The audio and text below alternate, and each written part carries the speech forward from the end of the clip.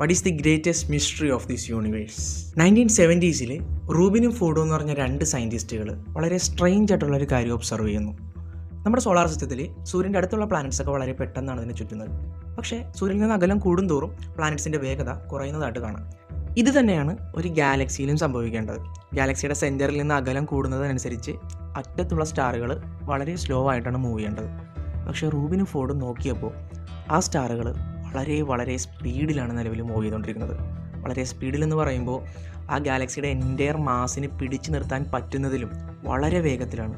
And they came into the conclusion that നമ്മുടെ ഗാലക്സീസിൻ്റെ ഉള്ളിൽ കുറച്ച് ഹിഡൻ മാസുണ്ട്. അതാണ് ഈ സ്റ്റാറുകളെ പിടിച്ചു നിർത്തുന്നത്. We call it dark matter. രസമുള്ള കാര്യം എന്താണെന്നാൽ നമ്മൾ കാണുന്നത് വെറും 5% മാത്രമാണ്. നമുക്ക് ഒബ്സർവ് ചെയ്യാൻ പറ്റാത്ത ഡാർക്കായിട്ടുള്ള കാര്യങ്ങളാണ് 95%. The greatest mystery is the universe itself.